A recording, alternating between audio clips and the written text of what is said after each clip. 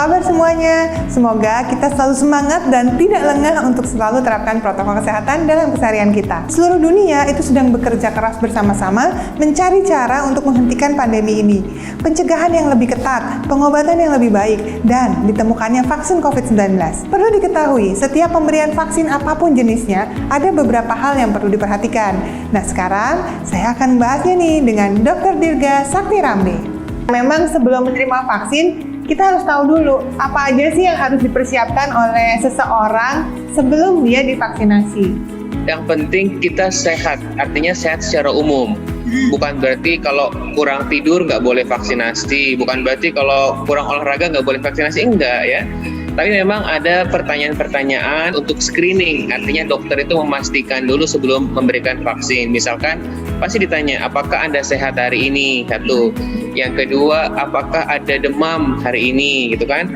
Dan yang ketiga, apakah ada riwayat alergi? Itu aja sebetulnya yang penting gitu. Kalau misalnya ada orang-orang yang baru sembuh dari sakit, mungkin sakitnya nggak sakit yang berat gitu ya, sakit ringan, bisa tetap langsung divaksin atau bagaimana?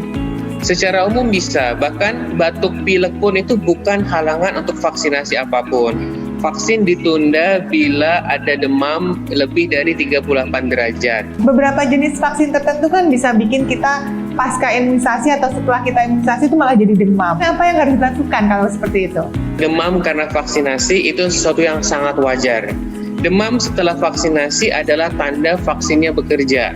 Itu adalah tanda bahwa sistem imunitas kita terstimulasi untuk membentuk kekebalan tadi. Dan tidak perlu khawatir karena demam pasca vaksinasi biasanya demamnya tidak tinggi dan paling lama 48 jam itu akan hilang. Tetapi kalau seandainya berlanjut ya 3 hari, 1 minggu masih begitu, perlu ke dokter. Kenapa? Karena jangan-jangan demamnya, jangan-jangan yang sakit ini nggak ada hubungan dengan vaksinasi, tetapi secara waktu hanya bersamaan kebetulan atau coincidence gitu. Nah, selain di puskesmas, ada balai kesehatan, rumah sakit gitu ya. Bisa nggak sih vaksin di tempat-tempat di luar tempat yang tadi?